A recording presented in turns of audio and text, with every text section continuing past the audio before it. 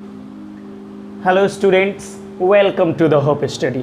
आज हम लोग साइंस क्लास 5 यूनिट 2 चैप्टर 4 का डिटेल स्टडी करेंगे, जो कि आपके स्कूल एग्जामिनेशन के साथ साथ कोई भी साइंस ओलंपियाड जैसे एग्ज़ाम्स के लिए इम्पॉर्टेंट है, या आगे जैसे आप क्लास 6 में जाओगे तो उसके लिए बेस स्ट्रॉन्ग करने के लिए इम्पॉर्टेंट है।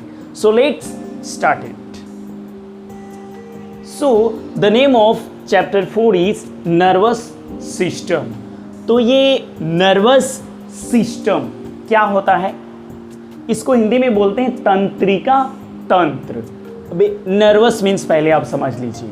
देखिए, ये जो नर्वस सिस्टम एक ऑर्गन सिस्टम है। ओके, आपको अगर ये जानना है तो आप चैप्टर 3 का वीडियो ज़रूर देख लीजिए एक बार, तो आपको समझ में आ जाएगा सब ऑर्गन सिस्टम कैसे बनते हैं। तो ये भी एक ऑर्गन सिस्टम ही है, और हर एक ऑर्गन सिस्टम थोड़े different types of cells and different types of tissues से बनते हैं। ठीक है, वो आपको प्रीवियस वीडियो में मिलेगा।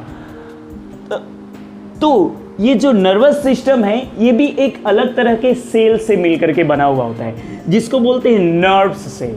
ठीक है, नर्व सेल या न्यूरॉन्स बोलते हैं हम लोग। तो नर्व सेल से बना हुआ एक प्रॉपर स्ट्रक्चर, ढांचा, क्योंकि सिस्टम मीन्स क्या होता है, कोई भी चीज़ एक अरेंज्ड फॉर्म में अटैच्ड होना, सजा हुआ होना, और किसी खास काम के लिए वो डिज़ाइंड होना। ठीक है, तो जब बहुत सारे नर्व सेल्स एक साथ जुड़ करके एक खास तरह का ढांचा बनाते हैं, स्ट्रक्चर बनाते हैं, तो उसको बोलते हैं नर्व का सिस्टम। उनका एक पर्पस होता है, कम्युनिकेशन सिस्टम है ये पूरा का पूरा बॉडी में। ठीक है, मैं ये मार्कर इस तरह से मूव कर रहा हूँ, कैसे कर पा रहा हूँ, ये कम्युनिकेट हो पा रहा है ब्रेन एंड स्पाइनल कोड के थ्रू। तो ये पूरा का पूरा ये जो कम्युनिकेट करने के लिए जो नेटवर्क का वर्क कर रहा है, नेटवर्क कनेक्शन का जो काम कर रहा है, वो है नर्व। ठीक है, नर्व सेल्स। तो नर्व के सिस्टम को बोलते हैं सिस्टम ऑफ नर्व्स, और उसी नर्व से बना हुआ है नर्वस। ठीक है, तो नर्वस सिस्टम, नर्व्स का सिस्टम, नर्वस सिस्टम। ठीक है,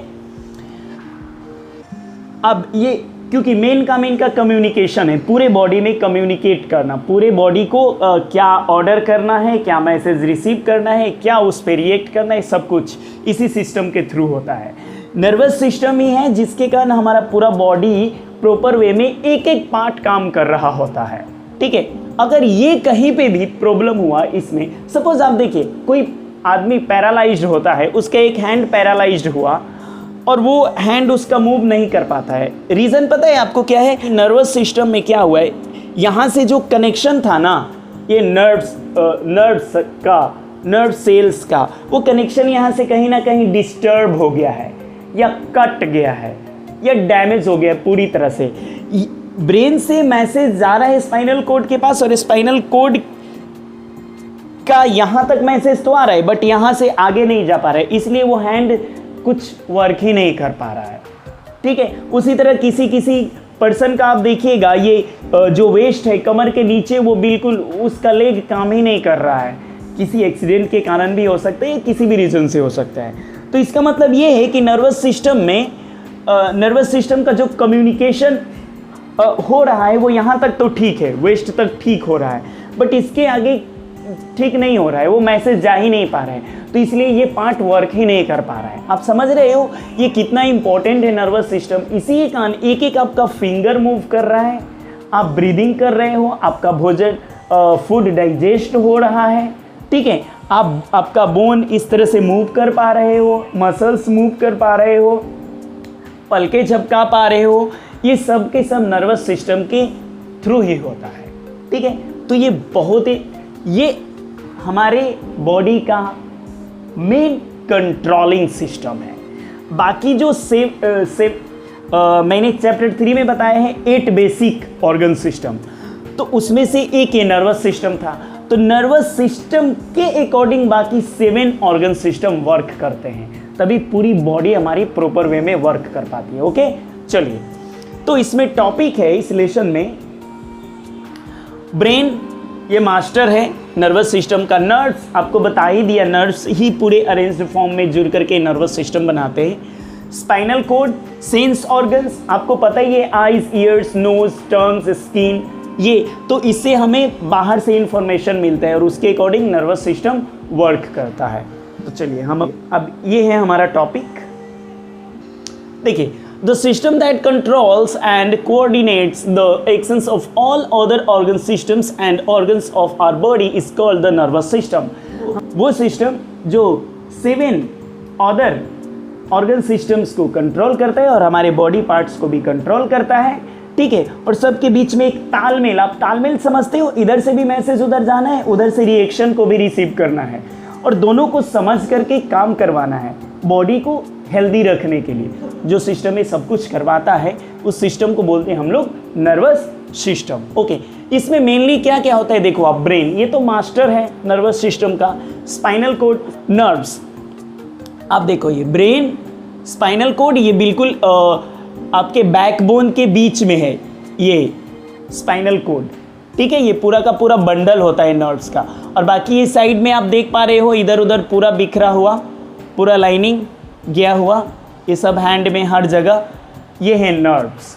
तो ये तीन चीज़ें मिल करके पूरे नर्वस सिस्टम को क्रिएट करते हैं। ओके, तो सबसे पहला पार्ट हम लोग नर्वस सिस्टम में स्टडी करेंगे ब्रेन के बारे में। ओके, आप देखो सबसे जल्दी हमारे बॉडी का कौन सा किस ऑर्गन का सेल रिपेयर हो पाता है, तो वो है लीवर। लीवर का अगर आप 70% पार्ट भी काट देते हो तो अगेन फिर से क्रिएट कर लेगा अपने आप को, फिर से वो बन जाएगा। इतना जल्दी खुद को रिपेयर कर पाता है, हील कर लेता है। बट ब्रेन के साथ ये बहुत बड़ा प्रॉब्लम है, वो डैमेज हुआ कोई भी सेल तो उसका अगेन रिपेयरिंग या ग्रो कर पाना, उस सेल को फिर से बना देना, डैमेज को फिर से रिपेयर करके अगेन ब्रेन को उस पहले वाले स्टेट में ला देना, ये बहुत मुश्किल है बॉडी के लिए, लगभग इम्पॉसिबल है। इसलिए ब्रेन बहुत ही नाजुक है पार्ट हमारे बॉडी का, मास्टर भी है ये और सब बहुत नाजुक भी है। ये पूरा कंट्रोलिंग सिस्टम है, ये डैमेज हुआ तो नर्वस सिस्टम पूरा गड़बड़ हो जाएगा, फिर सारे के सारे ऑर्गन सिस्टम डिस्टर्ब हो जाएंगे, कोई ऑर्गन सिस्टम सही से वर्क नहीं कर पाएगा। तो ये कंट्रोल सेंटर है मेन। तो इसको स्कल में रखा है नेचर ने, इस तरह से डिजाइन किया कि ये स्कल में रहे, खोपड़ी में, बहुत ही स्ट्रॉन्ग बोन से बना हुआ है स्कल, खोपड़ी। लेकिन डायरेक्ट स्कल में भी नहीं रहता है, उसमें एक फ्लूइड रहता है ब्रेन और स्कल के बीच में। फ्लूइड क्या होता है, ये तरल लिक्विड जैसा कोई जेली लाइक कुछ चीज़, पदार्थ, कोई थिंग्स। ये किस लिए ज़रूरी है, क्योंकि देखो आप कभी अगर शेक हुआ ये स्कल या कहीं पर गिरा आदमी तो ब्रेन हल्का सा भी शेक करेगा अंदर, खोपड़ी के अंदर, तो क्या होगा, वो डायरेक्ट स्कल से नहीं टकराएगा, क्योंकि स्कल से टकराएगा तो उसका सेल डैमेज होगा, और सेल डैमेज होगा तो आपको पता है सेल अगेन उसका रिपेयर हो करके फिर से उस सिचुएशन में नहीं आ सकता है। वो आदमी कोमा में जा सकता है, मर भी सकता है, या पूरा वो पैरालाइज्ड हो सकता है। तो ब्रेन डायरेक्ट स्कल से नहीं टकराएगा, ब्रेन उस जो जेली लाइक स्ट्रक्चर है उसके चारों तरफ, उसमें हल्का सा शेक करके रह जाएगा। एकदम सॉफ्ट है जेली, आप समझते हो एकदम सॉफ्ट होता है, फ्लेक्सिबल होता है, तो उसमें हल्का सा मूव करके रह जाएगा। वो बोन तक यानी स्कल तक, खोपड़ी तक उसका टच ही नहीं हो पाएगा, खोपड़ी से वो टकराएगा ही नहीं, तो कोई सेल ही डैमेज नहीं होगा, ठीक है। तो इसलिए वो फ्लूइड लाइक ये स्कल और ब्रेन के बीच में फ्लूइड होता है, वो तरल पदार्थ होता है, ताकि उसको डैमेज होने से, इंजरी, कोई भी चोट लगने से ब्रेन को बचाए, ठीक है। और कोई भी शॉक हुआ, गिरा आदमी अचानक से कहीं पे या एक्सीडेंट हुआ, तो वो जो चोट होती है बाहर की, उसको वो शॉक अपने अंदर एब्जॉर्ब कर लेता है, ब्रेन तक नहीं पहुंच पाएगा वो जो शॉक है, वो चोट है, ठीक है। Protect the brain from injuries, इस तरह से जख्म से दिमाग को बचाता है। आप ये इमेज में देख लीजिए, ये जो फ्लूइड है ये सिर्फ ब्रेन को प्रोटेक्ट करने के लिए नहीं होता, ये जो स्पाइनल कोड आ रहा है ब्रेन से, मेडुला से अटैच्ड हो करके, इसको भी प्रोटेक्ट करने के लिए होता है, क्योंकि मेडुला भी ये हमारे बैकबोन भी तो बोन का ही बना हुआ है, तो उसके बीच से हो करके आया हुआ रहता है, ठीक है। तो इसको भी प्रोटेक्ट करने के लिए फ्लूइड होता है उसमें चारों तरफ उसके, क्योंकि कभी भी मूव कर सकता है आदमी, गिर सकता है, एक्सीडेंट हो सकता है, कुछ भी हो सकता है, तो उसमें चोट नहीं लगना चाहिए। नेचर का ये डिज़ाइन इसलिए है कि देखिए बाकी ऑर्गन सिस्टम थोड़ा बहुत डिस्टर्ब होता है तो चलेगा, वो अगेन रिपेयर हो सकता है, बट ये मैंने आपको पहले भी बता दिया है, ये नर्वस सिस्टम का जो नर्व्स है, ये ब्रेन का जो सेल्स है, ये स्पाइनल कोड को, ये सबको प्रोटेक्ट करना, क्योंकि देखिए कम्युनिकेशन होगा। आप मान लीजिए आप जहाँ पे रहते हो वहाँ अचानक अर्थक्वेक आ गया, ठीक है, बाढ़ आ गया, अर्थक्वेक आ गया, वोल्केनिक इरप्शन हो गया, ज्वालामुखी विस्फोट हो गया, तो गवर्नमेंट कब कंट्रोल कर पाए कहाँ ज़्यादा डैमेज हुआ है, ये कब पता चलेगा? जब कम्युनिकेशन होगा। जब कम्युनिकेशन सिस्टम ही कट जाएगा तो फिर तो कुछ पता ही नहीं चलेगा कहाँ पर कितने लोग फंसे हुए, ऐसे ही मर जाएंगे लोग। हम वो नहीं कर पाएंगे, 100% वो नहीं कर पाएंगे जो कर सकते थे, ठीक है, बहुत देर हो जाएगी, फिर सब कुछ बर्बाद हो जाएगा। तो इसीलिए नेचर ने देखिए कितनी बुद्धिमानी से ये नर्वस सिस्टम को स्पेशल प्रोटेक्शन दिया हुआ है कि भाई कम्युनिकेशन होता रहेगा तो पूरी बॉडी हमारी फिर से हील हो सकती है, फिर से सब कुछ ठीक हो सकता है। बट ये गड़बड़ हुआ तो फिर आदमी मतलब कोई काम का ही नहीं रहेगा। नेक्स्ट है एन अडल्ट ब्रेन वेट, जब वजन करोगे आप एक 18+ व्यक्ति का, यानी 18 साल से ज़्यादा के दिमाग का, तो उसका वेट ऑलमोस्ट लगभग 1.5 kg आएगा, यानी 1.5 किलो के आसपास, ठीक है।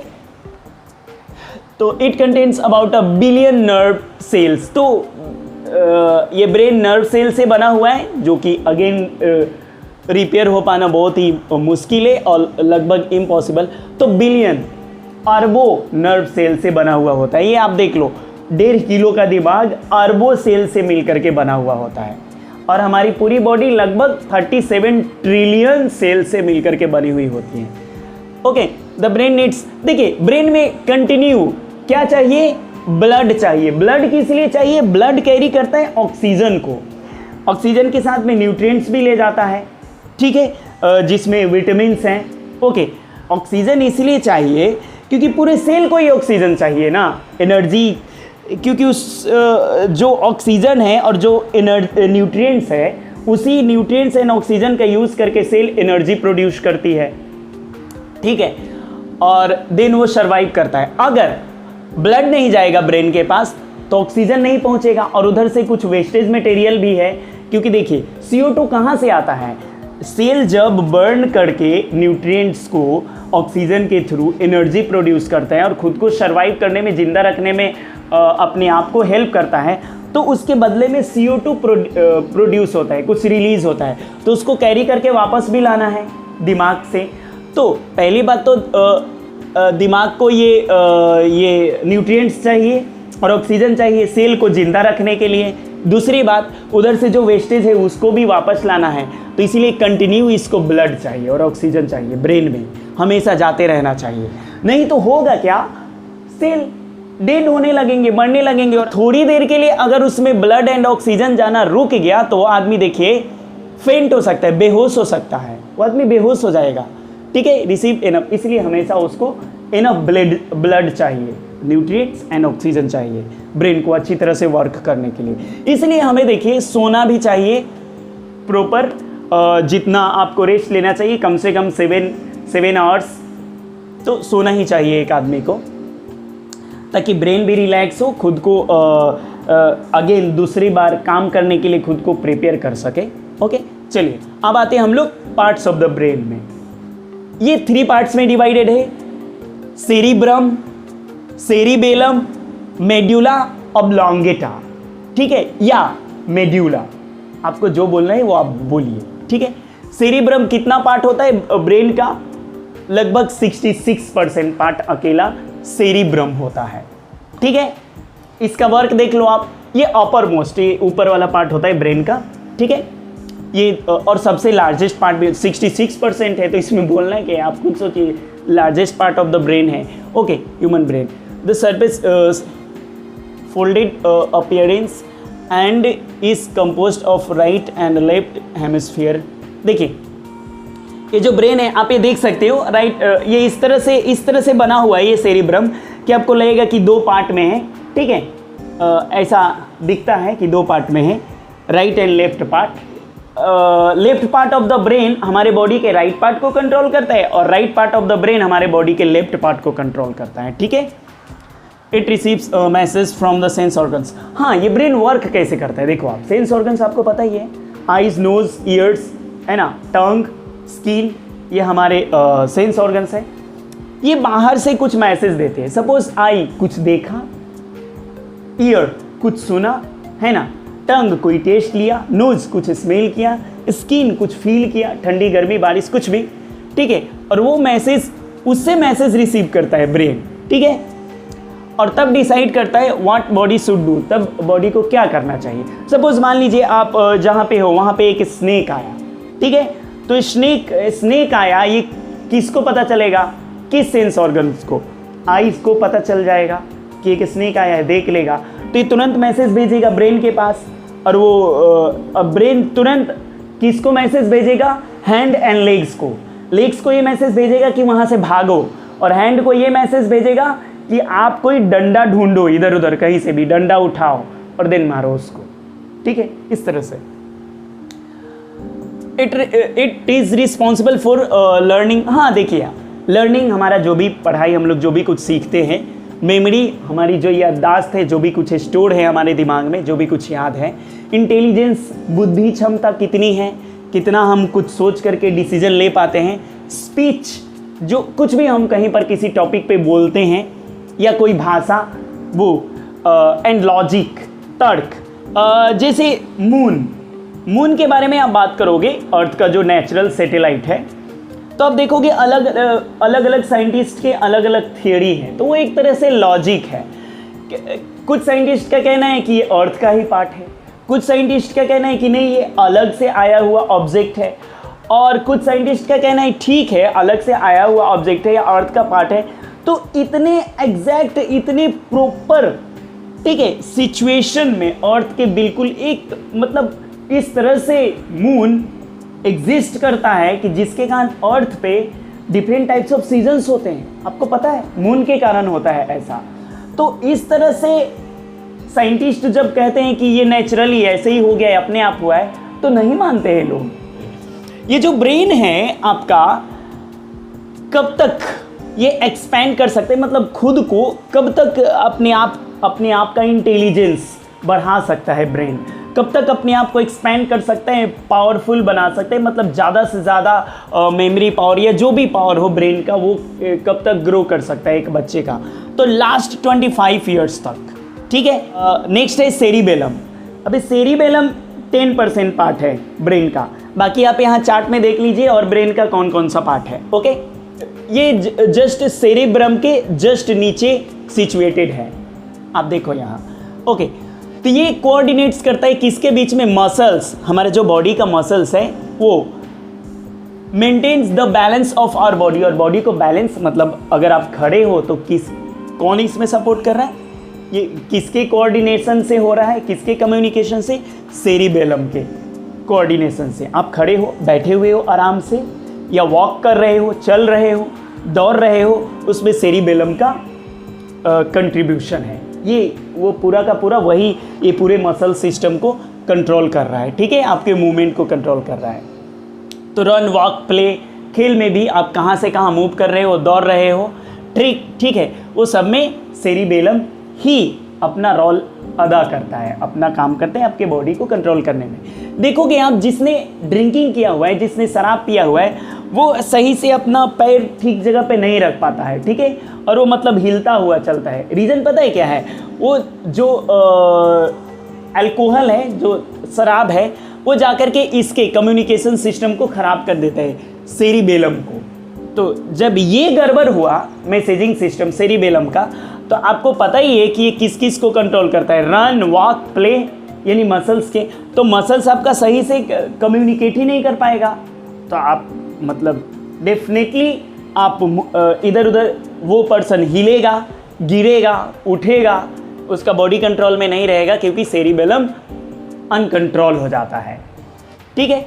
चलिए अब यहाँ मेड्यूला ऑब्लोंगेटा और मेड्यूला, इसको ब्रेन स्टेम भी बोलते हैं, इसकी बात कर लेते हैं। ये बेस है, बिल्कुल नीचे वाला पार्ट, आप यहाँ देखो बिल्कुल नीचे वाला ब्रेन का पार्ट जो कि सीधे अब स्पाइनल कॉर्ड से कनेक्ट हो जाता है, जुड़ जाता है, ठीक है, कनेक्ट्स द ब्रेन और to the spinal cord, okay.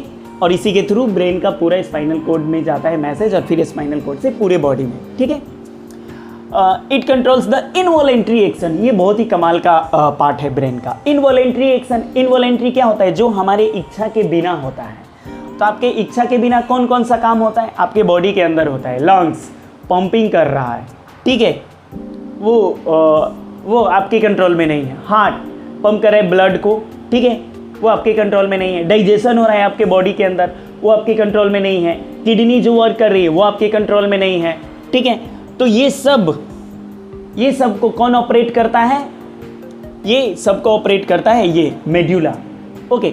और ये कभी भी आराम नहीं करता है। आप सोच लीजिए, आप सो भी जाएंगे तो क्यों नहीं आराम करेगा? क्योंकि अगर ये आराम करेगा तो ये हार्ट को, किडनी को, लंग्स को, डाइजेस्टिव सिस्टम को कौन कंट्रोल करेगा? अब चलिए, डाइजेशन थोड़ी देर के लिए रुक भी गया, ठीक नहीं हो रहा है तो कोई बात नहीं है। किडनी थोड़ी देर के लिए चलिए आराम भी कर ली तो चलेगा। जस्ट कुछ देर की बात कर रहे हैं, 5-10 सेकंड की बात कर रहे हैं, है ना। थोड़ी देर के लिए आप ब्रीदिंग को भी रोक सकते हो, बट हार्ट जो ब्लड पंपिंग कर रहे हैं, अगर हार्ट पंपिंग करना रुक गया, हार्ट बीट रुक गया तो क्या होगा पता ही है आपको? वो आदमी रुक जाएगा, मतलब कि डेथ। तो ये मेडुला कभी भी काम करना बंद नहीं करता, ये हमेशा वर्क कर रहा होता है। आप सो जाओ, जगे रहो, कुछ भी करो, हार्ट बीट, ब्रीदिंग, ये सब इसी के कंट्रोल में है। Medulla keeps working even when we are asleep, जब हम लोग सो रहे होते तब भी वो वर्क कर रहा होता है, मतलब कि वो कभी भी आराम नहीं करता है, यही बताया गया है यहाँ पे, ओके। चलिए नेक्स्ट है यहाँ, और ब्रेन यूजेस, हाँ वही 20% टोटल ऑक्सीजन हमारे बॉडी में जितना भी ऑक्सीजन लिया जाता है, पूरे बॉडी को जितना ऑक्सीजन चाहिए उसमें से 20% ऑक्सीजन अकेला ब्रेन यूज़ करता है, ओके। और about 750 ml of blood pumps through our brain every minute, हर मिनट में हमारे ब्रेन, क्योंकि देखिए ब्लड ही तो कैरी करके ले जाता है न्यूट्रिएंट्स एंड ऑक्सीजन। तो 750 ml, 1 लीटर से 250 ml कम, इतना ब्लड 1 मिनट में ब्रेन के थ्रू पंप कर दिया जाता है। यानी हर मिनट इतना ब्लड जा करके क्रॉस करना चाहिए ब्रेन से, वो सही है, वो सही क्वांटिटी है 750 ml। आप समझिए इसको कितना ज़रूरी है ब्लड की, ऑक्सीजन की, न्यूट्रिएंट्स की, एनर्जी की, ग्लूकोज की, एक्सेट्रा, ओके। चलिए, क्योंकि रीज़न भी है, देखो आप सोचोगे इतना क्यों भाई, ब्रेन क्यों इतना परेशान हो रहा है? क्योंकि देखिए इसके पूरे बॉडी को कम्युनिकेट करना है, पूरे बॉडी के कम्युनिकेशन सिस्टम को देखना है। देखिए डाइजेस्टिव सिस्टम का काम क्या है? सिर्फ यहाँ का काम करना है, ठीक है। डाइजेशन यहाँ पे डाइजेस्ट कर दिया, एक्सक्रेटरी सिस्टम जो भी उधर से कचरा आ रहा है कोई, वो तो है अपने जगह, और ये सारे के सारे ऑर्गन सिस्टम ही इसके कंट्रोल में है। सबको ऑर्डर देना है, मैसेज लेना है ये हमारे सेंस ऑर्गन से, और उसको ऑपरेट करना है, पूरा का पूरा काम इसको करना है। इसीलिए इसको ऑक्सीजन, एनर्जी सब कुछ ज़्यादा चाहिए सही से वर्क करने के लिए, ओके। हाँ, यहाँ पे एक चीज़ बताएगी, हमारे ब्रेन का लेफ्ट पार्ट बॉडी के राइट पार्ट को कंट्रोल करता है और राइट पार्ट बॉडी के लेफ्ट पार्ट को कंट्रोल करता है, वो यहाँ पे यही दिया गया है। आप इसको रीड कर लीजिए। एक जो न्यूबॉर्न बेबी होता है, आप देखिएगा, कभी केयर कीजिएगा, जस्ट उसने जन्म लिया तो ऊपर नीचे देखता है, ऊपर नीचे, इधर उधर दाएं बाएं नहीं देख पाता है, क्योंकि ना ब्रेन, उसके ब्रेन को ये फील, मतलब ये पता नहीं रहता है, थोड़ी देर बाद में उसको फील होता है कि भाई ये हम बाहर किसी दुनिया में आ गए हैं, ठीक है। कुछ देर बाद बेबी का जो ब्रेन है वो लर्न करता है कि अच्छा दाएं बाएं भी देखना है, तो पहले राइट साइड देखेगा, फिर बाएं, फिर इधर उधर लोग आवाज़ देंगे तब इधर उधर मूव करना शुरू करेगा, नहीं तो ऊपर नीचे इस तरह से करता हुआ रहता है, ठीक है। अब आते हैं हम लोग अपने नर्व्स, जिससे आपका पूरा का पूरा नर्वस सिस्टम बना हुआ है। तो ये क्या है? Fundamental units of the brain and nervous system. अब ये फंडामेंटल यूनिट क्या है? जहाँ से मतलब स्टार्ट होता है वो चीज़ का बनना, मतलब उसी के बेस पे कोई चीज़, तो सेल से ही पूरी बॉडी बनी हुई है, ठीक है। तो फंडामेंटल यूनिट है हमारे बॉडी की। तो ब्रेन किससे बनी हुई है? नर्व नाम के सेल से बनी हुई है। तो ब्रेन जो बना है नर्व से ही बना हुआ है, और बाकी नर्वस सिस्टम भी। ओके, तो ये फंडामेंटल यूनिट्स हुआ, यानी उसके बिना हम ना तो ब्रेन, ये नर्व्स के बिना ना तो ब्रेन के बारे में हम सोच सकते हैं, इसका इमेजिन नहीं कर सकते हैं, और ना ही हम नर्वस सिस्टम का इमेजिन कर सकते हैं। ओके, चलिए, मतलब कि नर्व्स है तो ब्रेन है या नर्वस सिस्टम है, नर्व्स नहीं तो ब्रेन भी नहीं, नर्वस सिस्टम भी नहीं। जैसे लिविंग बीइंग का फंडामेंटल बेसिक नीड्स क्या है? आपका बेसिक नीड्स सबसे पहला ऑक्सीजन ब्रीदिंग के लिए, देन वाटर ड्रिंकिंग के लिए, और देन फूड। ये तीन चीज़ मिलेगा तो पूरी दुनिया का कोई भी लिविंग बीइंग सर्वाइव कर सकता है। कपड़े के बिना आप जी सकते हो, गाड़ी के बिना जी सकते हो, घर के बिना जी सकते हो, मोबाइल के बिना जी सकते हो, बाकी सब चीज़ के बिना जी सकते हो, बट ये oxygen, air, water and food के बिना आप नहीं जी सकते। तो ये फंडामेंटल हमारा नीड्स हुआ। उसी तरह ब्रेन का बनना, ब्रेन को बनाने के लिए, नर्वस सिस्टम को बनाने के लिए फंडामेंटल चीज़ क्या है? तो वो है नर्व्स। इसके बिना हम इन दोनों की कल्पना नहीं कर सकते, नर्वस सिस्टम की कल्पना इमेजिन नहीं कर सकते। चलिए, a network of nerves is spread through out the body. देखिए, ये नेटवर्क पूरा है, आप ये इमेज में देखिए, पूरा का पूरा नेटवर्क ये फैला हुआ है, ठीक है, यही है, ये नर्व्स का पूरा, नर्व से बना हुआ ये पूरा का पूरा नेटवर्क है, पूरा जाल। Nerves are made of nerve cells और न्यूरॉन्स से बना हुआ होता है, ठीक है। Nerves from head and neck directly join the brain, while nerves from the rest of the body join the spinal cord. देखो आप, ये थोड़ा सा आप ध्यान दीजिए। देखो, आपका यहाँ पे इधर आपके हेड के ये जो नेक के पास है, यहाँ पे मेडुला है, यहाँ से कनेक्ट हो जाता है स्पाइनल कॉर्ड। तो ये नेक का जो नर्व्स है और ये फेस का जो भी नर्व्स है वो डायरेक्ट ब्रेन से कनेक्टेड रहता है। यानी कि कहने का मतलब ये हुआ कि ब्रेन डायरेक्ट ऑपरेट करता है, ब्रेन डायरेक्ट, ये आपके जैसे आइज़ सीधे ब्रेन से कनेक्टेड है, आइज़ का जो ऑप्टिक नर्व्स है वो सीधे ब्रेन से कनेक्टेड है। बीच में स्पाइनल कोड का कोई काम नहीं है, स्पाइनल कोड बीच में नहीं आएगा। हमारा ये पार्ट, ये पूरा फेस का पार्ट, ये हेड का पार्ट, ये पूरा ईयर्स हो गया, और नेक के थोड़ा सा यहाँ नेक तक का ये पूरा का पूरा पार्ट डायरेक्ट ब्रेन से कनेक्टेड रहता है, ठीक है। ये डायरेक्ट ही आमने सामने कम्युनिकेट कर पाते हैं, ठीक है, बीच में। बाकी इसके बाद जो नेक के नीचे का जो पार्ट है, तो कोई भी बॉडी पार्ट को, जैसे हैंड को कुछ करना है, ये हैंड को, तो हैंड का पहले मैसेज जाएगा स्पाइनल कोड के पास, और स्पाइनल कोड का फिर जाएगा अगेन ब्रेन के पास, ठीक है। यहाँ के स्किन का मैसेज स्पाइनल कोड के पास, और स्पाइनल कोड अगर ऐसा ज़रूरत है तो स्पाइनल कोड उसको ब्रेन के पास वो मैसेज सेंड करेगा। तो इस तरह से बीच में यहाँ स्पाइनल कोड आ गया।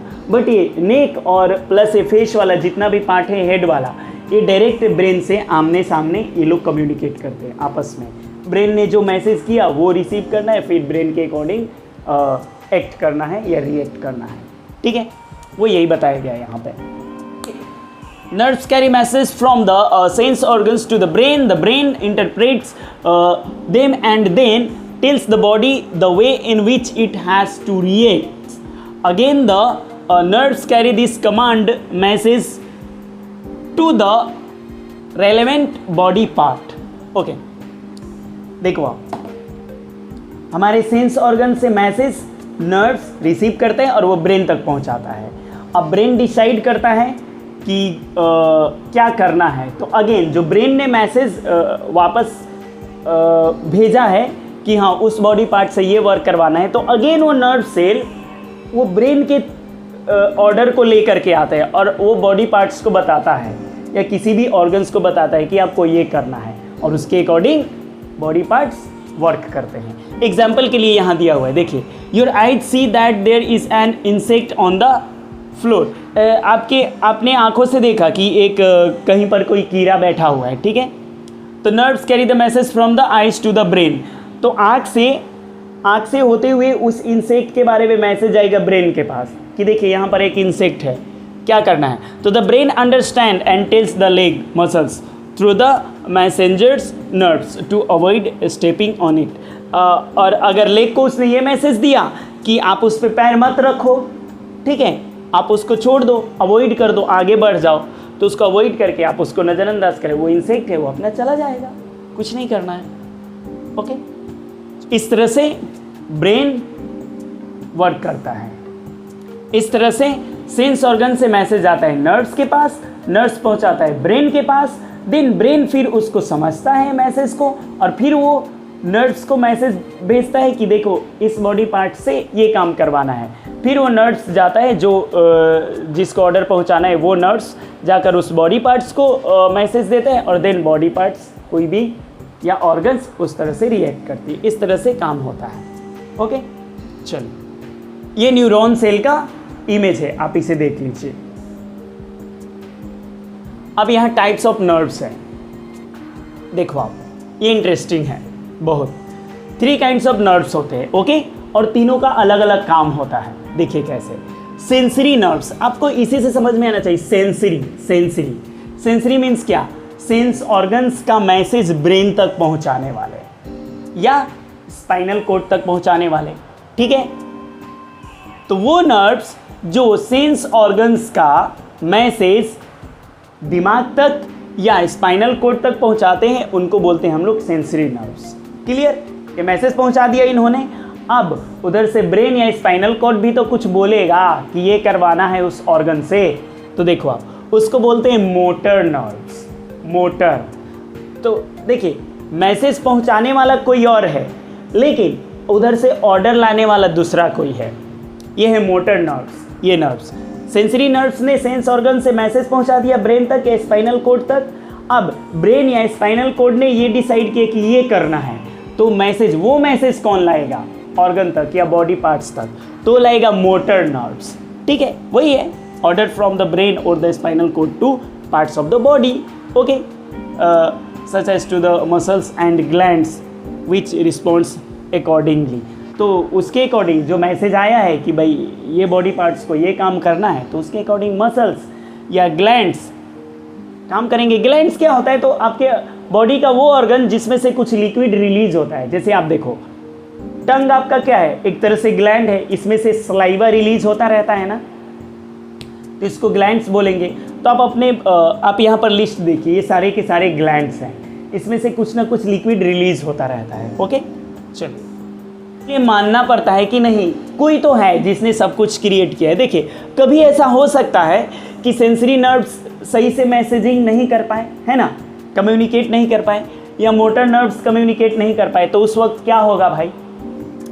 सेंसरी नर्व्स ठीक है, तो मैसेज तो पहुंच गया, बट मैसेज वापस कौन लाएगा बॉडी पार्ट्स तक? अगर ये गड़बड़ है तो एक और बना दिया गया है मिक्स्ड नर्व्स। ये दोनों का मिक्स मीन समझिए ना, दोनों का मिक्स, दोनों काम करता है। ये मैसेज ले भी जाएगा इमरजेंसी में, और उधर से ब्रेन या स्पाइनल कॉर्ड ने कुछ बोला है तो उस मैसेज को ले करके भी आएगा कि देखो भाई आपको ये काम करना है। ठीक है, ये दोनों काम करता है। From the sense organs to the brain and spinal also carry orders from the brain or the spinal cord to other parts of the body। ये दोनों काम करता है। ओके, बहुत अच्छा है। देखो आप, अगर आप ये जितने भी नर्व सेल्स हैं, इनको अगर आप लाइन से ऐसे जोड़ दोगे, बिल्कुल लाइन से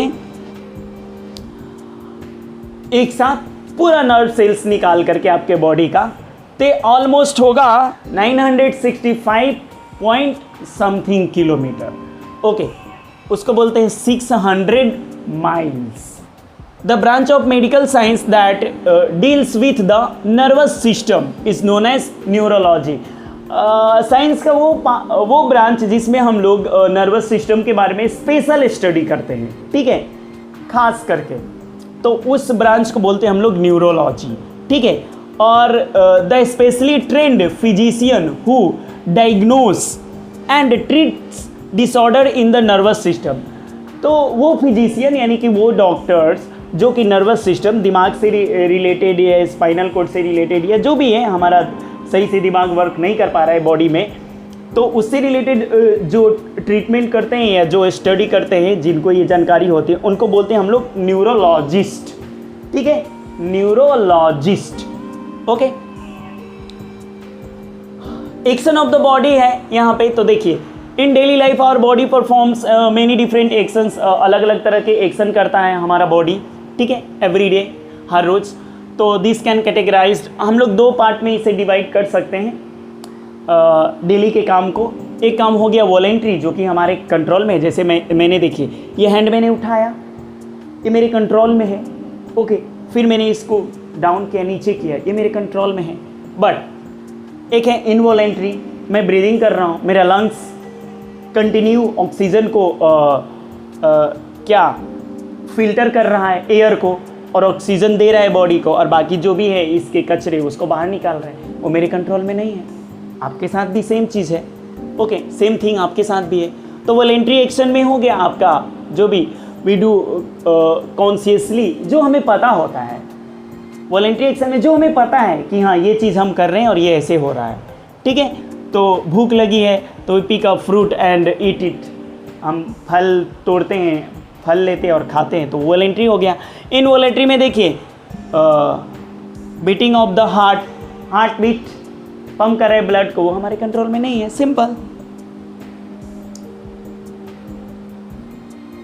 reflex action, okay, reflex action ये, और स्टिम्युलस भी हम लोग समझेंगे आगे। चलिए ब्रेन का तो हो गया। अब नेक्स्ट पार्ट था हमारे नर्वस सिस्टम में स्पाइनल कोड। अब ये स्पाइनल कोड ये ब्रेन है, और यहाँ से आता है ये आपको, इसमें इसके बीच में ये जो रीढ़ की हड्डी है, स्पाइन है, इसके बीच में गुच्छा होता है नर्व्स का, ठीक है, पूरा, एक दो नहीं होता है उसमें, तो बंडल ऑफ नर्व्स होता है वो, ओके। देखिए एक्सटेंड्स फ्रॉम द मेडुला में, ये जो स्पाइनल कोड होता है मेडुला से लेकर के बिल्कुल end part of our backbone, देखो आप यहाँ तक होता है, बिल्कुल एंड पार्ट तक होता है। आपने देख लिया, ओके। थोड़ा इसका स्टडी कर लेते हैं। देखो आप ये जो स्पाइनल कोड होता है ये भी चारों तरफ से प्रोटेक्टेड रहता है, किससे? वर्टिब्रल कॉलम से। ये वर्टिब्रल कॉलम क्या होता है? ये भी बोन, छोटे छोटे बोन्स के स्ट्रक्चर से पूरा, और यहाँ पे जॉइंट होता है बीच बीच में। इसीलिए देखो आप यहाँ एक वर्ड दिया हुआ है टॉ, कड़ा, क्योंकि ये बोन से है तो कड़ा है प्रोटेक्शन के लिए, और फ्लेक्सिबल क्योंकि बीच बीच में जॉइंट है, तभी तो हम लोग झुक पाते हैं, ठीक है, तो फ्लेक्सिबल भी है ये। बट इसके अंदर में स्पाइनल कोड बिल्कुल सेफ रहता है, और स्पाइनल कोड के चारों तरफ जो ब्रेन के पास था फ्लूइड, वो तरल पदार्थ, लिक्विड लाइक जेली जैसा चीज़, वो भी इसके चारों तरफ, स्पाइनल कोड के भी चारों तरफ रहता है, ताकि कभी अगर कहीं पे चोट लगती है, वही बात है अगेन, तो उस पर डायरेक्ट उस पर इफेक्ट नहीं पड़े, ठीक है। Vertebral column and connects to all the parts of the body, और फिर इस तरह से यहाँ से इधर उधर से पूरा नर्व्स निकला हुआ रहता है, पूरे बॉडी में ये स्प्रेडेड रहता है, और पूरे बॉडी में कम्युनिकेशन का वर्क करता है। Message travel from the sense organs to the brain and from the brain to all parts of the body through the spinal cord. देखिए हमारे सेंस ऑर्गन से मैसेज स्पाइनल कोड के through brain के पास जाता है, और ब्रेन का जो भी ऑर्डर होता है या कोई भी रिएक्शन होता है कि ये काम करना है, तो हमारे सेंस ऑर्गन्स तक मैसेज भी स्पाइनल कोड के थ्रू ही आता है, यानी कि बीच में स्पाइनल कोड होता है, ओके। हमारा इस तरह से स्पाइनल कोड वर्क करता है। नेक्स्ट है रिफ्लेक्स एक्शन। ये रिफ्लेक्स एक्शन में 2-3 वर्ड है, आप समझ जाएंगे तो ये आप बहुत ही आसानी से आप समझ सकते हैं। एक वर्ड समझ लीजिए इंस्टेंटेनियस, ओके, और स्टिम्युलस। अब ये क्या होता है देखो आप,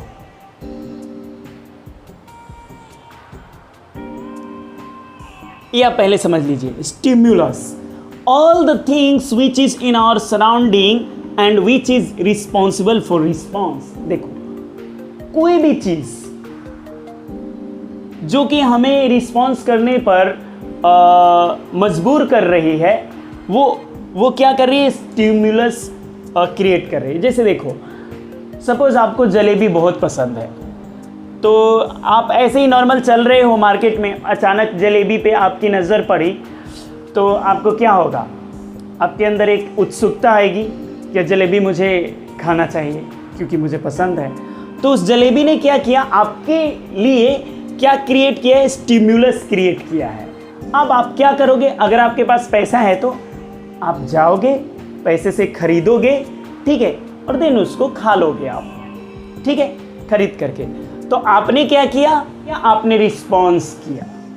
तो आपके उस रिस्पॉन्स का जिम्मेदार कौन है, वो जलेबी है।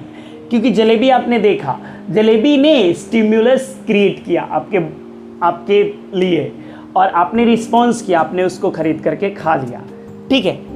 अब ये जो दोनों चीज हुआ, स्टिम्युलस के कारण जो आपने रिस्पॉन्स किया, तो इन दोनों को एक वर्ड में बोलते हैं, इस एक्शन को बोलते हैं रिफ्लेक्स एक्शन।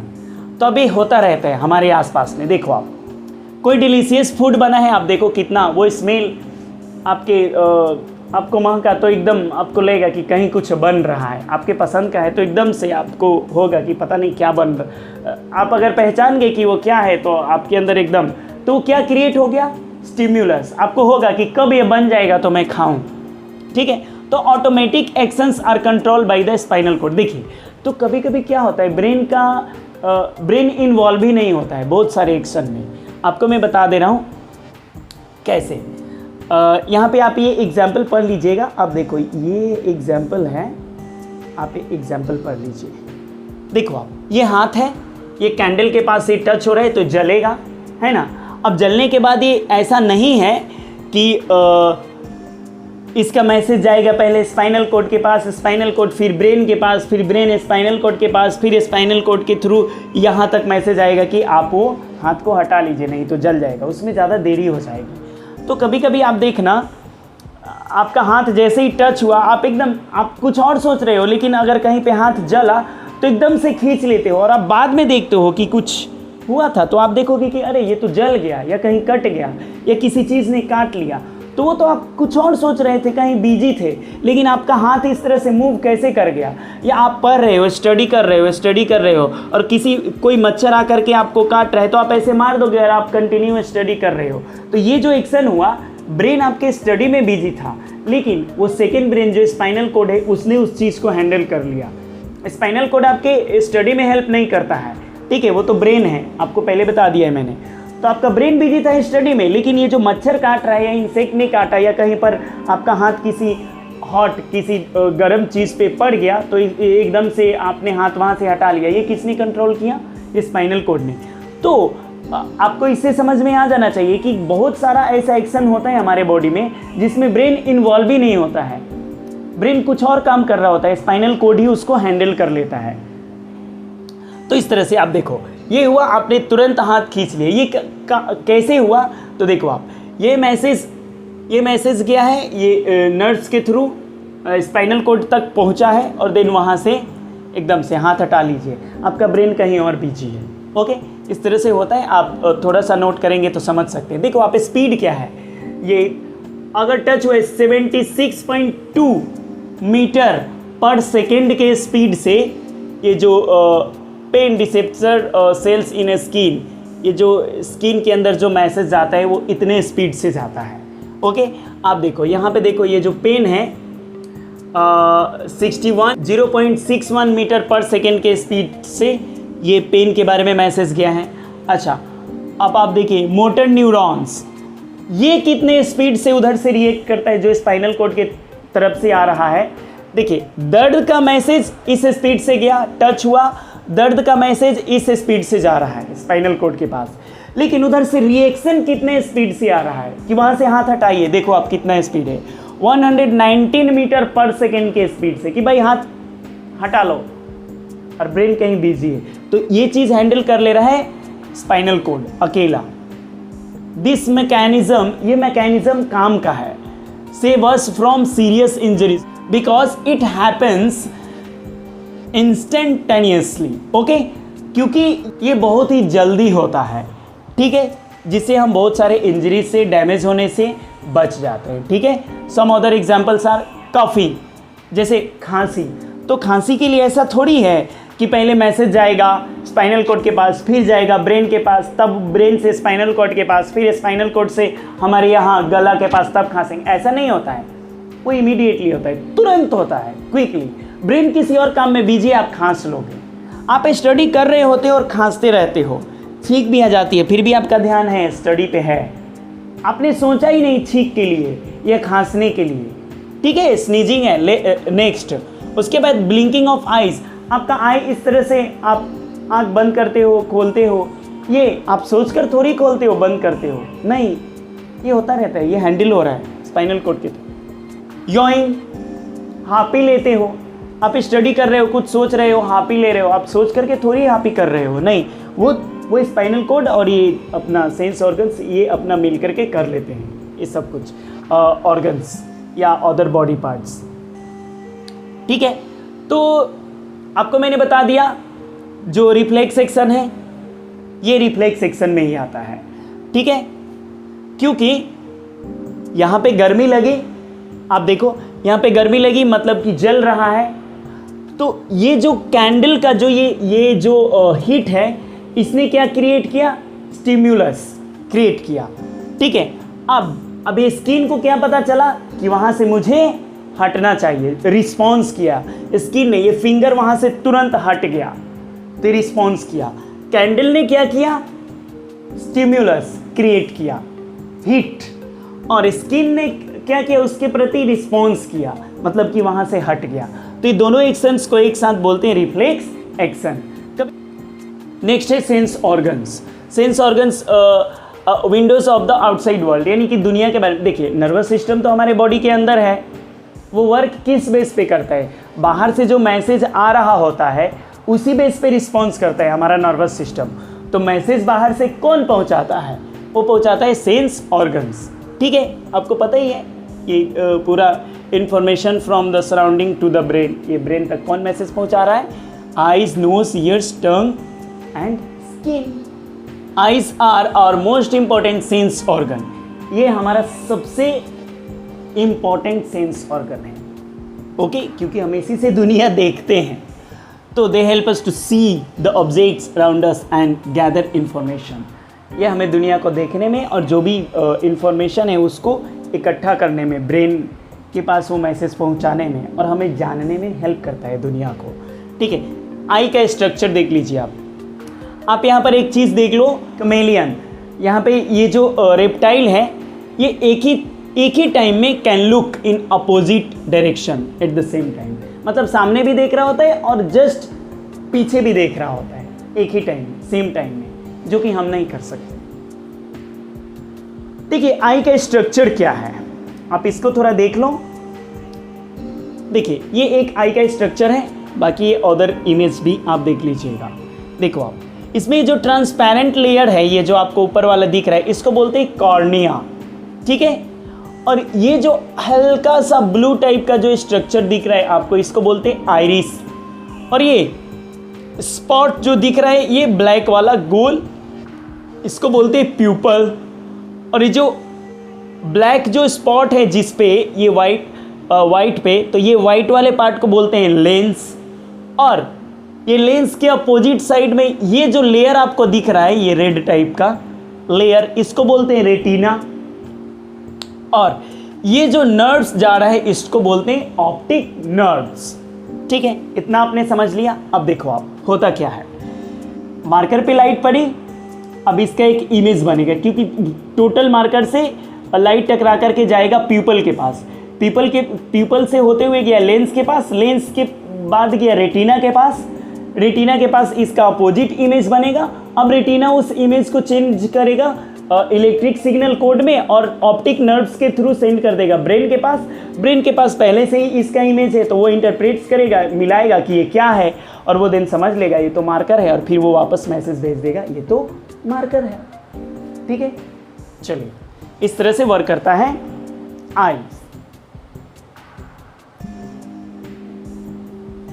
और देन इस तरह से हम बोल पाते हैं कि हाँ हमने इस चीज को देखा है और देख करके पहचाना है, ठीक है। रेटिना का डेफिनेशन अगर आपको जानना है तो retina is the light sensitive layer of tissue at the back of the eyeball. ये आईबॉल के बैक साइड में ही है, आप देख रहे हो ना, ये बैक साइड में ही है, रेटिना इस तरफ है, आईबॉल यहाँ पे है, ये पूरा इसके बैक साइड में होता है, और यहाँ से ऑप्टिक नर्व्स के थ्रू सिंक करता है। अबे आई का केयर भी करना है, क्योंकि सबसे अनमोल है, सबसे इंपॉर्टेंट ऑर्गन है, सेंस ऑर्गन है हमारे बॉडी का। तो आई रेगुलरली, आँख को धोते रहिए साफ पानी से। और ठंडा पानी लिखा हुआ है तो इसका मतलब कोल्ड वाटर मीन्स फ्रीज का पानी नहीं, नॉर्मल पानी से धोते रहिए आँख को बीच बीच में, ठीक है। Work and study in sufficient light. Light आप जहाँ पे स्टडी कर रहे हो बहुत ज़्यादा भी लाइट नहीं होना चाहिए और बहुत कम भी लाइट नहीं होना चाहिए, ठीक है। उससे क्या होगा, ज़्यादा या कम लाइट होगी तो आपकी आंखें थक जाएंगी, okay. Avoid reading in a moving vehicle. अगर गाड़ी चल रही है, जैसे आप मेट्रो है तो मेट्रो में तो आप स्टडी कर सकते हो, मेट्रो ट्रेन में, क्योंकि पता ही नहीं चलता है कितना वो स्पीड चल। ऐसी सड़क पे कोई गाड़ी आपकी चल रही है जिस पे पूरा हिल रहा है, गाड़ी शेक कर रहा है, तो आप उसमें रीडिंग मत कीजिए, ठीक है। तो क्योंकि आप क्या होगा, आँख ना, आप कैमरा देखते हो ना, फ़ोटो खींचते हैं, तो हम लोग फ़ोटो जब भी खींचते हैं, फ़ोटो क्लिक करते हैं मोबाइल से, तो क्यों एकदम आराम से बिल्कुल ये मोबाइल को बिल्कुल स्थिर रख करके और तब फ़ोटो क्लिक करते हैं ताकि अच्छा फ़ोटो आए।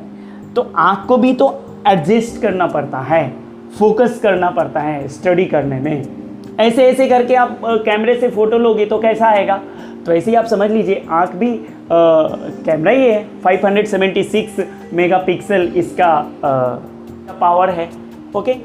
तो उस पर एडजस्ट नहीं कर पाएगा, फिर आपको आँख के लिए अच्छा नहीं है, ओके।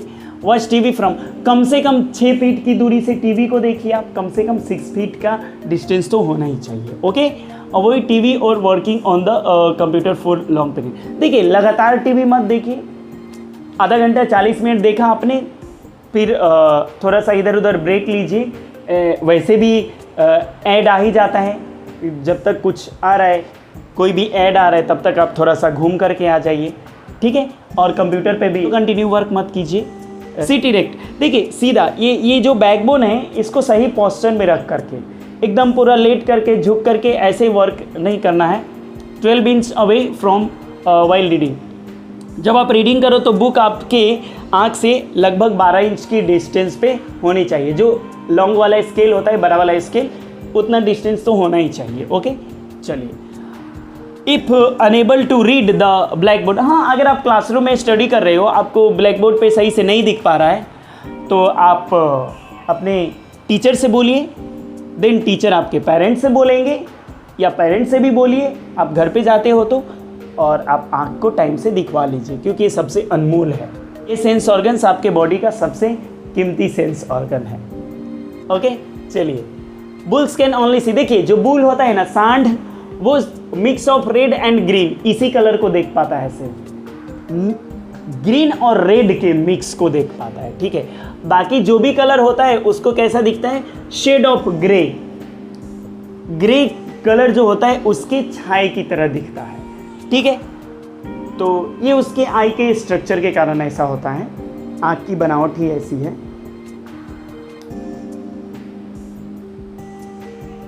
देखिए यहाँ पे लेटेस्ट डू आप एक एक्सरसाइज कर सकते हो। देखिए क्या बोला जा रहा है, keeping your neck and backbone erect, rotate your I balls. अपने बैकबोन और नेक को बिल्कुल अच्छी तरह से सीधा रखिए, ठीक है। उसके बाद देखो, आप आँख को क्लॉकवाइज मीन्स क्या, घड़ी इस दिशा में चलती है ना, तो इस दिशा में इस तरह से आई बॉल को मूव कीजिए, ठीक है। उसके बाद आँख को बंद कीजिए और फिर अब जो घड़ी की दिशा में आपने मूव किया था अपने आई को, अब उसकी उल्टी दिशा में एंटी क्लॉकवाइज इस तरह से आँख बंद करके मूव कीजिए। देन तो उससे क्या होगा, this exercise will help the eye muscles to relax. तो ये आपके आई के मसल्स को रिलैक्स फील करवाएगा, मतलब कि आँख के लिए अच्छा है, ये एक एक्सरसाइज है, आप कर सकते हैं। ईयर्स, अब नेक्स्ट सेंस ऑर्गन है ईयर्स। तो देखो आप ईयर्स में क्या है, डॉल्फिन्स, जो डॉल्फिन होता है उसका हम लोगों के अपेक्षा सुनने की जो शक्ति होती है 8 to 10 टाइम्स ज़्यादा होती है, मतलब 8 से 10 गुना ज़्यादा सुनने की शक्ति है डॉल्फिन के अंदर हमसे, इंसान से, ठीक है। यही है यहाँ पे। Ears help us in hearing, कान हमें सुनने में हेल्प करता है। Also help us to balance our body, ये हमारे बॉडी को बैलेंस भी प्रोवाइड करता है। ईयर ओके, क्योंकि दोनों तरफ से साउंड आती है ना, तो उसके अकॉर्डिंग हम अपने बॉडी, हमारा जो ब्रेन है वो हमारे बॉडी को बैलेंस रखने में उसको मदद मिलती है। ठीक है, चलिए। द ईयर हैज़ 3 पार्ट्स, इसके 3 पार्ट्स होते हैं। ओके, देखो आप, the external ear, the middle ear and the inner ear. 3 part होते हैं, एक्सटर्नल, आउटर, ठीक है, मिडल और then inner. The external ear help us to receive and send sounds to the middle ear. देखिए, external ear से sound entry करता है ये, तो ये एक्सटर्नल का ही एक पार्ट है, यहाँ से यहाँ तक पूरा एक्सटर्नल ही है। ठीक है, यहाँ पे ईयर ड्रम है, अब यहाँ से एंट्री करता है साउंड, वाइब्रेट करता है, वाइब्रेशन से ही साउंड क्रिएट होता है। अभी वाइब्रेशन क्या होता है, तो साइकिल में जो बेल लगी हुई होती है, आप ऐसे बजाइएगा और आप उसमें हाथ रखिएगा तो वो झनझनाता है, उसमें वाइब्रेशन होता है, कंपन होती है। तो वो अगर वाइब्रेशन नहीं हुआ तो फिर आवाज़ भी नहीं आएगी। तो आप जैसे ही रखोगे तो वाइब्रेशन बंद, तो वाइब्रेशन बंद तो साउंड भी बंद। तो आवाज़ क्रिएट ही होता है वाइब्रेशन के थ्रू। यहाँ से आवाज़ एंट्री की, जो कि वाइब्रेशन के कारण क्रिएट हुई है, और वो जा कर के यहाँ वाइब्रेट कर रही है ईयर ड्रम के पास। अब ये ईयर ड्रम उसको रिसीव कर रहा है मिडिल ईयर में, और देन मिडिल ईयर सेंड कर दे रहा है इनर ईयर के पास। अब इनर ईयर इलेक्ट्रिकल सिग्नल के फॉर्म में उसको सेंड कर रहा है ब्रेन के पास, और देन ब्रेन उसको इंटरप्रेट्स कर रहा है, और तब हम लोग सुन पा रहे हैं आवाज़ को या साउंड को। हम एक टाइम में, देखिए हमारा ब्रेन ना एक टाइम में एक ही साउंड को इंटरप्रेट्स कर पाता है, अंडरस्टैंड कर पाता है। इसीलिए आप अगर एक ही टाइम में अलग अलग तरह के 10 गाने सुने जो कि आपने पहले कभी नहीं सुना हो, तो आप एक ही गाने के बारे में बता पाओगे कि इस वक्त इस गाने में ये चल रहा था। इस तरह से हम लोग ब्रेन के हेल्प से साउंड सुन पाते हैं। केयर ऑफ ईयर्स, कान का ख्याल कैसे रखेंगे हम लोग, ध्यान। ईयर्स आर वेरी डेलिकेट, ये भी एक बहुत ही नाजुक ऑर्गन है हमारे बॉडी का। ठीक है, तो protected from injury and infection, इसे भी हमें जख्म से और इन्फेक्शन से बचाना है। तो नेवर क्लीन, कभी भी कोई नुकीले चीज़ से कान को साफ मत कीजिए। इससे क्या हो सकता है, ईयर ड्रम जो है, चदरा, कान का चदरा जिसे बोलते हैं, वो फट सकता है। Use a clean cotton swab to clean your ears. देखिए आप ये पट्टी, कॉटन का पट्टी यूज़ कीजिए कान को साफ करने के लिए। ये रुई जो होता है कॉटन, वो आप यूज़ कर सकते हैं। Stay away from loud noise, जहाँ पे बहुत ज़्यादा शोरगुल हो रहा है या साउंड बॉक्स बज रहा है वहाँ पे आप मत रहिए, क्योंकि वो आपके ईयर को डैमेज कर सकता है। ठीक है, चलिए।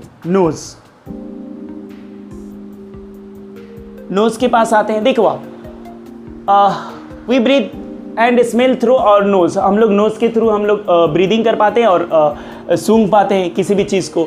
देर are many nerve endings in the upper part of the nose. ये नोज़ का जो अपर पार्ट होता है, आप इमेज में देखिए, वहाँ पे नर्व्स आए हुए रहते हैं। ठीक है, वो nerves, these are sensitive to smell ending in the upper parts of the nose. तो ये जो नर्व्स होते हैं, ये स्मेल के लिए बहुत ही सेंसिटिव होते हैं।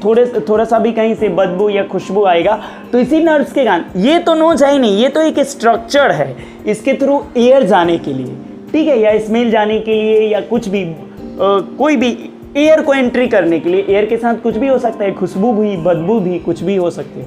ठीक है, तो एक्चुअली यहाँ जो नर्व सेल्स है, ये हेल्प करता है सेंस करने में स्मेल को। तो देखिए, तो when the nerve endings come in contact with A smell, वो स्मेल के साथ जब कॉन्टेक्ट में आता है तो ये मैसेज सेंड करता है ब्रेन के पास। ठीक है, और ब्रेन फिर उसको पहचानता है, समझता है, और तब हम लोग उस चीज़ के स्मेल को समझ पाते हैं, यानी कि हम स्मेल कर पाते हैं। मतलब ये हुआ कि अगर ये मैसेज ही नहीं भेजे ब्रेन के पास, तो आप कितना भी कुछ भी यहाँ पे लगा दो, कितना भी गंदा नाक के पास आप रख दीजिए, वो समझ ही में नहीं आएगा, स्मेल फील ही नहीं होगा कि कुछ गंदा आसपास में है। तो ये नर्व सेल ही वही यहाँ पे उस स्मेल को फील करता है और देन वो ब्रेन के पास भेजता है, और फिर ब्रेन उसको पहचान करके बताता है कि ये इस चीज़ का स्मेल है, और इस तरह से हम स्मेल कर पाते हैं, हम किसी चीज़ को पहचान पाते हैं कि ये किसका स्मेल है। The nose has hairs inside which filter dust particles. नाक में बाल होता है, किस लिए होता है? ये डस्ट को, छोटे छोटे जर्म्स को यहीं पे रोक लेने के लिए, ठीक है। और यहाँ पे ट्रैकिया, यहाँ पे भी लिक्विड पार्ट होता है, लिक्विड थिंग होता है, जहाँ पे जाकर के फिर भी ये बाल से भी क्रॉस कर गए तो वो वहाँ पे जाकर के चिपक जाते हैं, ठीक है। तो prevents them from passing into the respiratory breathing system. तो वो इसलिए होता है ताकि डस्ट यहाँ हेयर में रुक जाए, वहाँ से भी नहीं, तो यहाँ पे जो चिपचिपा एक लिक्विड है वहाँ पे रुक जाए, ठीक है, ताकि ना वो विंड पाइप के थ्रू लंग्स तक नहीं पहुँचे वो जर्म्स या डस्ट, ठीक है।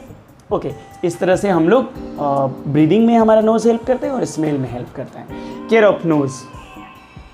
नोज़ का हम ख्याल कैसे रखेंगे? Do you know snakes? देखिए, snakes use their tongue to smell things by sticking it out. देखो आप, ये टंग के थ्रू स्मेल नहीं करता है, ये टंग के थ्रू ना केमिकल को टेस्ट कर लेता है, उससे जान जाता है कि ये चीज़ है, ये ऑब्जेक्ट है। स्मेल करने के लिए दूसरा उसके पार्ट है, वो उसका बॉडी पार्ट है, वो आप ये देख लीजिए। नाक का ख्याल हम लोग कैसे रख सकते हैं? देखो आप, blow your nose gently and regularly to keep your nostril clean. आप अपने नाक का सफाई करते रहिए, ठीक है, ठीक तरह से। वो एक तरीका होता है, नहाने के टाइम आप उसे साफ कर लीजिए every day. Do not put anything in your, अपने नाक में कुछ भी मत डालिए, ओके।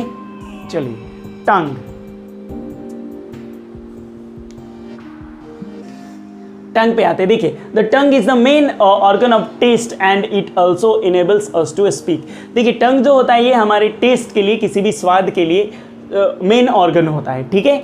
ये हमें बोलने में भी हेल्प करता है, ठीक है। मॉइस्ट बाय सलाइवा, ये हमेशा आप देखिएगा, जीभ कभी भी सूखा नहीं रहता है, टंग इस पे सलाइवा रहता है, लार, ठीक है, तो उससे ये गीला रहता है हमेशा। The surface of the tongue is covered with tiny bumps. इस पे अब छोटे छोटे दाने की तरह आप देखोगे, आप इस स्ट्रक्चर में देखिए, छोटा छोटा ये टाइनी बम्प्स हैं, यही है एक्चुअली टेस्ट बर्ड्स हैं, ये इसी के थ्रू हम टेस्ट कर पाते हैं। यहाँ पे देखो आप, ये दिया हुआ है किस टंग के किस पार्ट से हम लोग कौन सा टेस्ट लेते हैं, ठीक है। लेकिन एक्चुअली सच तो ये है कि हम लोग किसी भी पार्ट से कोई भी टेस्ट ले पाते हैं, बट एक स्पेशल एरिया है जहाँ से वो बहुत अच्छी तरह से टेस्ट कर पाता है टंग, ठीक है। ऐसा नहीं है कि आप यहाँ से तीता नहीं फील कर पाओगे, यहाँ से बिल्कुल तीता फील कर पाओगे। आप मिर्ची खा कर देखिए, यहाँ पे आपको बहुत ज़्यादा फील होगा, लेकिन इस एरिया को देखिए, दिखाया गया है कि स्वीट टेस्ट है, तो ठीक है, मतलब ये स्पेशल एरिया डिवाइड किया गया है, बट फील तो कहीं से भी कोई भी टेस्ट हो सकता है, okay. The tongue is richly supplied with nerve cells and blood vessels. देखिए, बहुत ज़्यादा nerve cells and blood vessels आकर के टंग से जुड़ी हुई रहती। The nerves endings in the taste buds detect or major tastes. देखो आप, क्या क्या यहाँ पे दिया हुआ है, sweet, sours, salty and bitter, ये सब दिया हुआ है कि यहाँ से इससे हम लोग टेस्ट कर पाते हैं। The nerve cells carry impulses to the brain which interprets the taste, sending code signaling. This sense of taste and smell are closely linked. देखो आप, यहाँ पे जो भी कुछ आप खाओगे, ये इलेक्ट्रिक सिग्नल के फॉर्म में, कोड के फॉर्म में ब्रेन के पास से भेजता है मैसेज, ठीक है, और ब्रेन उसको इंटरप्रेट करता है और देन वो बताता है कि ये चीज़ है, मीठा है, तीखा है, कड़वा है, क्या है, आप क्या खा रहे हो, दूध खा रहे हो कि बिस्किट खा रहे हो, कि आप दाल चावल खा रहे हो कि पनीर खा रहे हो, क्या खा रहे हो। इस तरह से ये मैसेज भेजता है ब्रेन के पास, ठीक है, नर्व सेल्स के थ्रू, और ब्रेन देन नर्व सेल्स के थ्रू ये टंग के पास, तब हम लोग जान पाते हैं कि अच्छा ये है, ठीक है। अब देखो, the sense of taste and smell are closely linked. देखो आप, सूंघना, महक और टेस्ट, ये दोनों बहुत ही पास के, मतलब क्लोजली लिंक्ड होते हैं, बहुत ही ज़्यादा एक दूसरे से कनेक्टेड होते हैं। यही रीज़न है कि जब हम लोग सर्दी, खांसी, जुखाम हुआ रहता है तो हमें कोई भी खाना अच्छा नहीं लगता है, क्योंकि नाक से स्मेल किए बिना हमें खाना का स्वाद अच्छा नहीं लगेगा, हमें पता ही नहीं चलेगा कि हम क्या खा रहे हैं, मतलब उतना अच्छा खाना नहीं लगेगा। तो जिसको सर्दी जुखाम हुई रहती है तो उसको फूड अच्छा, खाना अच्छा नहीं लग रहा होता है, यानी कि नाक भी रिस्पॉन्सिबल है हमारे टेस्ट को समझने में, ठीक है, इसका हम एक एक्टिविटी करेंगे। बट एक बात मैं बताना चाहता हूँ आपको यहाँ से, देखिए, richly supplied with nerve cells and blood vessels. देखो आप, ज़्यादातर जो बहुत सारा ब्लड वेसल्स और नर्व सेल्स हमारे टंग से आकर के जुड़ा हुआ रहते हैं हमारे बॉडी में। तो वो टंग का आप यहाँ पर चार्ट देख लीजिए, टंग के कलर से डॉक्टर बता देता है कि आपके बॉडी में ये प्रॉब्लम है। वो कैसे बता देता है? इस इंडिकेशन के कारण। क्यों? क्योंकि बहुत सारे नर्व्स और ब्लड वेसल्स आकर टंग से जुड़े हैं, उससे पता चल जाता है। आप देखिए यहाँ पे,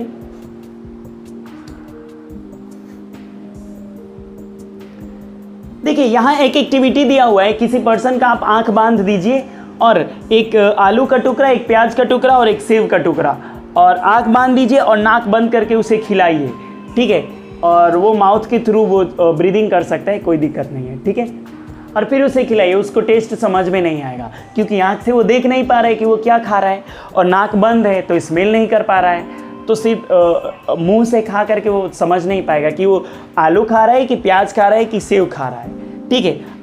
अब अगर आप उसका आंख बांध करके रखो और नाक आप उसके नाक को छोड़ने के लिए बोलिए और अब बोलिए कि अब तुम खाओ, तो आंख बंद भी है तो भी वो खा करके बता सकता है कि हाँ मैं ये चीज़ खा रहा हूँ, क्योंकि अब नाक से वो समझ जाएगा स्मेल के थ्रू कि हाँ ये प्याज खाया मैंने, ये आलू खाया या सेब खाया। ओके, चलिए नेक्स्ट, स्किन। ये भी एक सेंस ऑर्गन है, outermost covering of our body. हमारे बॉडी का कवर, हमारा पूरा बॉडी कवर है इसी से, स्किन के through. There are tiny nerve endings in our skin that are connected to the spinal cord. बहुत सारे छोटे छोटे नर्व्स हमारे स्किन से कनेक्टेड है, जो स्किन के पास आकर एंड होते हैं, जो कि मेनली किससे जाकर कनेक्टेड है? स्पाइनल कॉर्ड से, और स्पाइनल कॉर्ड पता ही है आपको ब्रेन से कनेक्टेड है। इस तरह से देखो आप, which help us to feel things, तो वो स्पाइनल कॉर्ड से कनेक्टेड है, तो इसीलिए हम लोग किसी भी चीज़ को फील कर पाते हैं, ठीक है। Such as heat, cold and pain, ये सब फील कर पाते हैं स्किन के थ्रू। ओके, स्किन जो है लार्जेस्ट बॉडी ऑर्गन है, हमारे बॉडी का ऑर्गन है। 15% ऑफ योर बॉडी वेट, हमारे बॉडी का 15% पार्ट है। मतलब कि अगर कोई व्यक्ति, कोई पर्सन 100 kg का है तो 15 किलो 15 kg सिर्फ और सिर्फ उसका स्किन होगा, ठीक है। तो largest organ in our body. इसका केयर कैसे कर सकते हैं हम लोग? देखो आप, केयर ऑफ द स्किन, तो have bath every day with soap and water. हाँ बिल्कुल, साबुन और पानी से हम लोग को हर रोज़ नहाना चाहिए। ड्राई योरसेल्फ, हमें अपने आप को अच्छी तरह से कॉटन जो टॉवल है उससे नहाने के बाद पूरे स्किन को पोंछना चाहिए, यानी शरीर को सुखाना चाहिए। ऑलवेज वेयर क्लीन क्लॉथ्स, हमेशा साफ कपड़ा पहनिए, और कंफर्टेबल क्लॉथ्स, टाइट कपड़ा मत पहनिए, ठीक है। Do not wear tight clothes, हाँ टाइट कपड़ा बिल्कुल मत पहनिए। Apply an antiseptic on a scratch और a cut on the skin. देखिए कहीं पर कट गया, कहीं पे स्क्रैच आ गया आपके स्किन पे, तो वहाँ पे एंटीसेप्टिक क्रीम लगाइए। आप एंटीसेप्टिक यूज करोगे तो उससे इन्फेक्शन से बच सकते हो। ये कुछ की टर्म्स हैं, आप ये की टर्म्स को लर्न कर लीजिए। फिर उसके बाद नाउ आई नो, इससे आप जान सकते हैं कि आपने क्या क्या सीखा इस लेसन में, ठीक है। ये पॉइंट्स हैं जो कि आपके लिए बहुत ही इंपॉर्टेंट है, आपको हेल्प करेंगे समरी में। Thank you so much for watching this video.